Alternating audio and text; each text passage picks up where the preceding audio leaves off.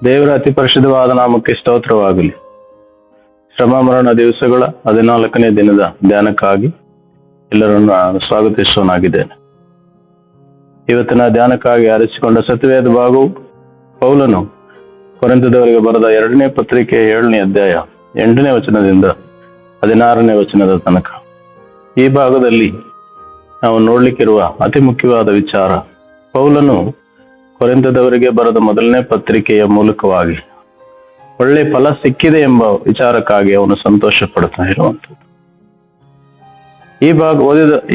ಆರಿಸಿಕೊಂಡ ಈ ಭಾಗದಲ್ಲಿ ವಿಶೇಷವಾಗಿ ಪಶ್ಚಾತ್ತಾಪದಿಂದ ಕೂಡಿದ ದುಃಖವು ನಮ್ಮನ್ನ ದೇವರ ಉತ್ತಮವಾದ ಮಾರ್ಗಕ್ಕೆ ನಡೆಸುವಂಥದ್ದಾಗಿದೆ ಎಂಬುದಾಗಿ, ಪಶ್ಚಾತ್ತಾಪದ ದುಃಖ ಎಂಬುದಾಗಿ ನಾವು ಆಲೋಚನೆ ಮಾಡುವಾಗ ದೇವರ ಚಿತ್ತಾನುಸಾರವಾದಂಥ ದುಃಖ ನಮ್ಮನ್ನ ಎಚ್ಚರಿಕೆಯಿಂದ ಕ್ರಿಸ್ತಿಯ ಜೀವನದಲ್ಲಿ ಜೀವಿಸಲಿಕ್ಕೆ ಆಸ್ಪದ ಮಾಡಿಕೊಡುವಂಥದ್ದಾಗಿದೆ.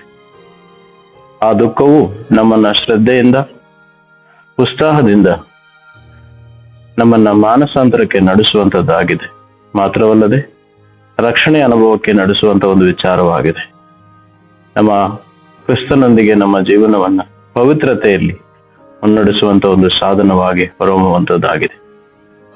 ಲೌಕಿಕವಾದ ದುಃಖ ನಮ್ಮನ್ನ ನಿರಾಶೆಗೆ ಒಳಪಡಿಸುವಂಥದ್ದಾಗಿದೆ.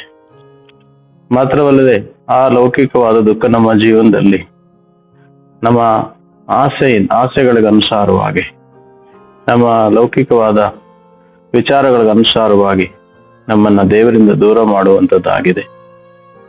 ಈ ಭಾಗದಲ್ಲಿ ಇನ್ನೊಂದು ವಿಚಾರ, ಒಳ್ಳೆಯದರ ಕೆಟ್ಟದರ ವಿಚಾರವಾಗಿ ತೀರ್ಪು ಮಾಡುವ ಉದ್ದೇಶದಿಂದಲ್ಲ ಪೌಲನ ಈ ಭಾಗದಲ್ಲಿ ಉಲ್ಲೇಖಿಸಿರುವಂಥದ್ದು. ನಾವು ಕ್ರಿಸ್ತನಲ್ಲಿದ್ದು ಕ್ರಿಸ್ತನ ವಿಚಾರಗಳ ಅನುಸಾರವಾಗಿ ಜೀವಿಸುವಾಗ ಎಚ್ಚರಿಕೆಯಿಂದ ಜೀವಿಸುವಂಥದ್ದು ಬಹಳ ಮುಖ್ಯವಾದದ್ದಾಗಿದೆ. ಮಾತ್ರವಲ್ಲದೆ ನಮ್ಮ ಜೊತೆಯವರನ್ನು, ನಮ್ಮೊಂದಿಗೆ ಇರುವಂಥವರನ್ನು ಕ್ರಿಸ್ತನಲ್ಲಿ ಪಾಪದ ಅರಿವಿಗೆ ತಂದು ಮಾನಸಾಂತರದೊಂದಿಗೆ ನಡೆಸಿ ಅವರನ್ನ ಕ್ರಿಸ್ತನೊಂದಿಗೆ ಮುನ್ನಡೆಸಲಿಕ್ಕೆ ಸಾಧ್ಯವಾಗುವಂಥದ್ದು ಮತ್ತು ಪ್ರೋತ್ಸಾಹ ಪಡಿಸುವಂತ ಒಂದು ವಿಚಾರವಾಗಿದೆ. ಇಲ್ಲಿ 3ನೇ ವಿಚಾರ, ಪೌಲನು ತೀತನನ್ನ ಭೇಟಿಯಾದ ನಂತರ ಬಹಳ ಸಂತೋಷವುಳ್ಳವನಾಗಿರ್ತಾನೆ. ಕಾರಣ ಆ ಸಂದರ್ಭದಲ್ಲಿ ಕೊರಿಂಥ ಸಭೆಯ ಮೂಲಕವಾಗಿ ಅವನಿಗೆ ಸಿಕ್ಕಿದಂತ ಒಂದು ಆದರಣೆ ಅವನನ್ನ ಚೈತನ್ಯವುಳ್ಳವನಾಗಿ ಇನ್ನು ಉತ್ತಮವಾದ ರೀತಿಯಲ್ಲಿ ತನ್ನನ್ನು ತಾನು ತೊಡಗಿಸಿಕೊಳ್ಳಲಿಕ್ಕೆ ಪ್ರೇರೇಪಿಸುವಂಥದ್ದಾಗಿದೆ. ಅದಕ್ಕಾಗಿ ಪೌಲನು ಎಲ್ಲವನ್ನ ನೋಡಿ ಬಹಳ ಸಂತೋಷವುಳ್ಳವನಾಗಿ ದೇವರನ್ನ ಮಹಿಮೆ ಪಡಿಸುವನಾಗಿದ್ದ.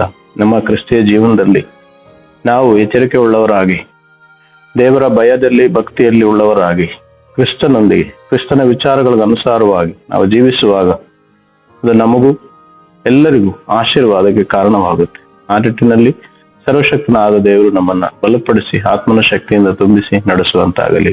ಆಮೆನ್.